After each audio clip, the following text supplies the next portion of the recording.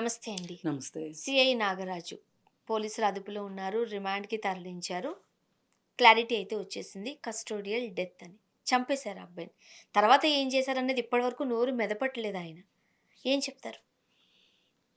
అదే ఇంకా ఏం మాటలు లేవు, మాట్లాడుకోవటాలు లేవన్నట్లు ఏం మాట్లాడతాం చెప్పండి దీనిలో? అవును. అసలు ఎంత దుర్మార్గం గాకపోతే, నువ్వు నీకేం రైట్ ఉందని ఒక ప్రాణం తీసే హక్కు, నువ్వు పోలీస్ అయినంత మాత్రాన, నీ ఒంటి మీద కాకి బట్టలున్నంత మాత్రాన, నీకు ఒక గన్నున్నంత మాత్రాన, నువ్వు ఇలా చేస్తానంటే ఎలా కుదురుతది? ఇది ఇతనికి వేసే శిక్ష ఏదైతే ఉందో చెప్తుంటారు కదా! రేప్ చేసిన వాళ్ళని అది చెయ్యండి, ఇది చెయ్యండి, ఎన్‌కౌంటర్ చెయ్యండి, లేదంటే ఊరేయండి, ఆళ్ళకి పోలీస్ స్టేషన్‌లో ఆళ్ళకి జైల్లో కూర్చోబెట్టి ఊరికే మేపుతారా? ఇట్లాంటియన్నీ మాట్లాడతారు కదా! మరి ఇప్పుడు మాట్లాడరేంటి ఎవరసలు?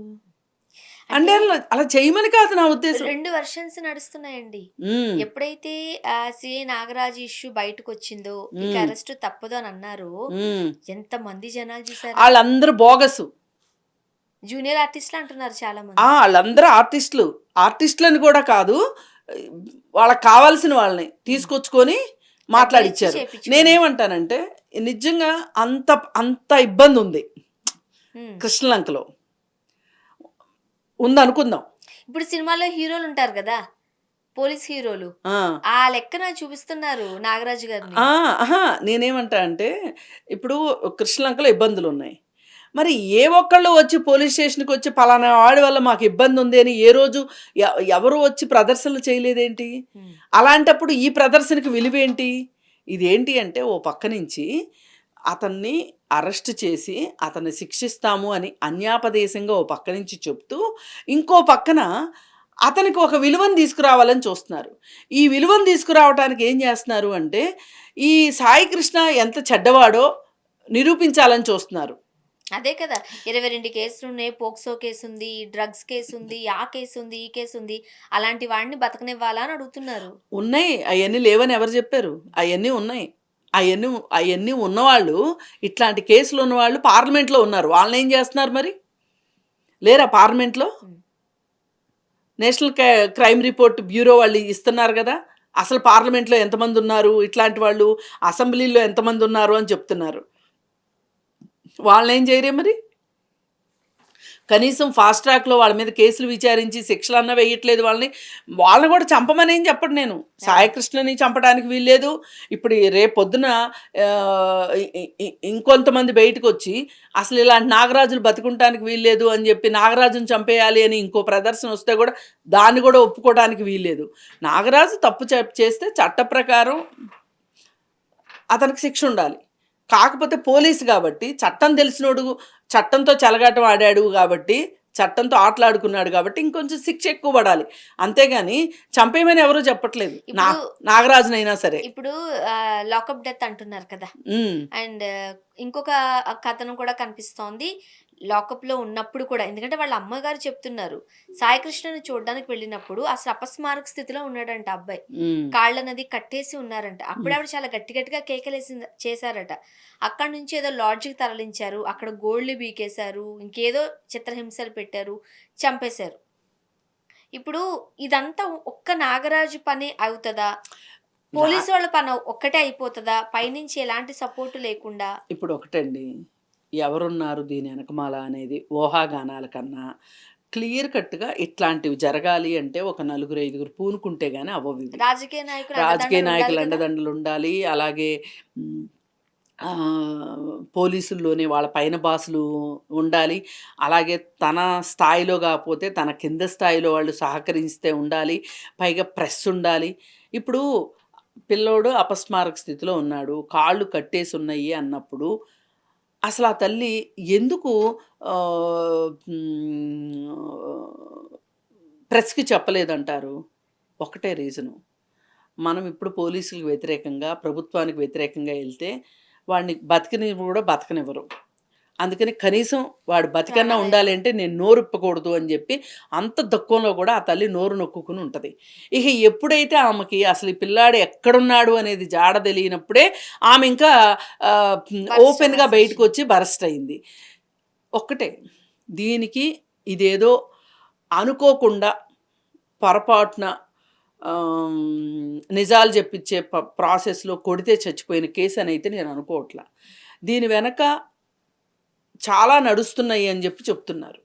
ఆ నడుస్తున్నాయి ఏంటి అంటే, ఎవరో ఒక ఎంపీకి ఇతని వల్ల ప్రాణహాని ఉంది అంటే, ఎవరో ఇతన్ని ఉపయోగించి ఎంపీకి ఇబ్బందులు వస్తున్నాయి ఇతని ద్వారా అనే ఉద్దేశంతోటే ఆ ఎంపీ ఎవరు అనేది బయటికి రావాలి. అసలు అసలు నాగరాజుకు మోటో ఏంటి, అసలు ఎందుకు చంపాల్సి వచ్చింది ఇతన్ని? ఇప్పుడు అతను చేసిన నేరాలకి అతను ఆ విధంగా కొట్టే హక్కు మీకు లేదు. వాళ్ళ అమ్మ చూసింది వాస్తవం అనుకోవాలి, ఆమె చెప్పింది కాబట్టి వాస్తవం. కట్టేసి కొడతా. ఇప్పుడు హత్యలు చేసేవాళ్ళు కట్టేయకుండా ఎందుకుంటారు? కట్టేస్తారు కదా. అది చెప్తాం కదా! మనం కూడా పోలీసు ట్రీట్‌మెంట్ జరిగింది అంటారు. అంటారు కదా. అలాంటినే నిజాలు బయటకొస్తాయి. వస్తాయి. ఒక లిమిట్ వరకు, పరిధి వరకు దాన్ని యాక్సెప్ట్ చేస్తారు ఎవరైనా సరే. అదే యాక్సెప్ట్ చేయకూడదు అంటున్నా నేను. అది కరెక్ట్ కాదు. కానీ అసలు కొట్టకుండా వీళ్ళు నిజాలు చెప్తారా? ఇప్పుడు నిజాలు చెప్పించలేకపోతే నోరు మూసుకుని ఉండండి. ఇప్పుడు ఒకటండి, ఇక్కడ మనకి పిల్లల్ని కొట్టడం అనేది చాలా మామూలు విషయం. అవును. నేనైనా మీరైనా ఎవరైనా సరే పిల్లల్ని కొట్టకుండా ఎవ్వరూ పెంచే పరిస్థితి లేదు. మనకు అలానే చూసాం మనం. ఇప్పుడు అదే విదేశాల్లో ఇక్కడ మనం పిల్లల్ని కొట్టకపోతే వాడు పాడైపోతాడు అనుకుంటాం. కాదు, పెంచే విధానం అదే అని మనం నమ్ముతాం కాబట్టి మనం చేస్తాం. ఎందుకంటే మా నాన్న నన్ను కొట్టాడు కాబట్టి, మా అమ్మ నన్ను కొట్టింది కాబట్టి నేను పిల్లల్ని కొట్టొచ్చు అని నేను అనుకుంటాను. కానీ విదేశాల్లో కొడితే ఏమవుతుంది? కేసు అవుతుంది కదా.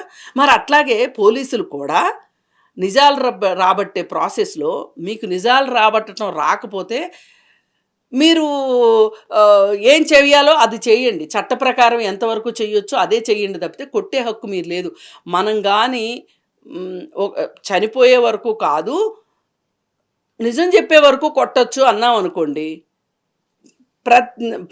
పోలీస్ స్టేషన్కి వెళ్ళి ప్రతి వాళ్ళు లాకప్ డెత్ అవుతారు. మనం ఎట్టి పరిస్థితిలో దాన్ని యాక్సెప్ట్ చేయడానికి లేదు. పోలీసు ఖచ్చితంగా ఏం చేయొచ్చు ఏం చేయకూడదు అనేది రాసిపెట్టి ఉంది. ఆ రాసిపెట్టిన దాని ప్రకారమే నడుచుకోవాలి తప్పితే ఒక పోలీస్ అనేవాడు అంతకు మించి యాక్ట్ చేస్తే సమాధానం చెప్పుకుని తీరాలి. ఇప్పుడు సిఐ నాగరాజు ఎందుకు బోన్లో నిలబడ్డాడు? అది అతని పనే? చంపుతాడా? ఎంతమందిని చంపుతావు నువ్వు? అసలు ఈ సిఐ నాగరాజు అనేవాడు ఎన్ని కేసులు అతని సర్వీస్లో ఎన్ని కేసులు సరి అయిన కేసులు పెట్టాడు, ఎన్ని కేసులు నిరూపితమైనవి, ఎంతమంది నేరస్తులకి శిక్షలు పడినాయి? అసలు సిఐ నాగరాజు ట్రాక్ రికార్డు తీయండి బయటికి. ఆడెంత గొప్పడో తెలుస్తుంది, ఎంత పనిమంతుడో తెలుస్తుంది. మనుషులు కొట్టడం కూడా ఒక పనితనమా? కొట్టడం పనితనం కాదు. ఈ విషయంలో మట్టుకు మనం రాజీ పడకుండా మాట్లాడితేనే న్యాయం అనేది నిలబడుతుంది. చట్టాన్ని గౌరవించాలి మనం, చట్టాన్ని రక్షించాలి మనం. అలాంటిది మాట్లాడగలిగే వాళ్ళం కూడా అవును ఎంతో కొంత మేరకు అంటే ఈ మేరకు ఓకే, ఈ మేరకు ఓకే అంటే అనటానికి వీల్లేదు. పోలీస్ పని అది కాదు కాబట్టే ఈరోజు నిలబడ్డాడు.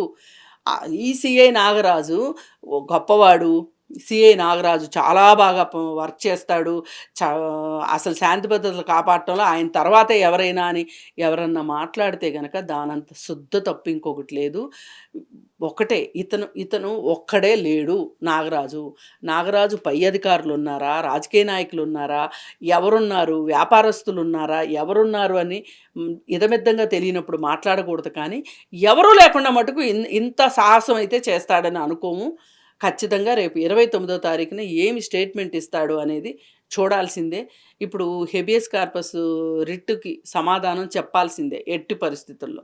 చూద్దాం ఏం చెప్పబోతున్నారు. ఇంక చెప్పడానికి ఏమీ లేదు ఇక్కడ. అతన్ని రిమాండ్కి కూడా తరలించారు. ఇప్పుడు అతని ఆస్తుల మీద ఎంక్వైరీలు జరగాలి. ఇంకా ఇప్పుడు సిఐ నాగరాజ్ డ్యూటీలో చేరిన దగ్గర నుంచి ఇప్పటి వరకు ఏం జరిగిందో అతను మొత్తం చరిత్ర అంతా బయటికి తీస్తే అతను ఇంకెన్ని నేరాలు చేశాడో కూడా బయటకు వస్తుంది.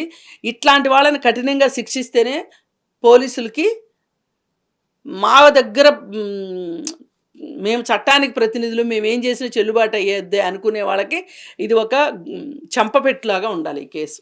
థ్యాంక్ యూ అండి. Thank you.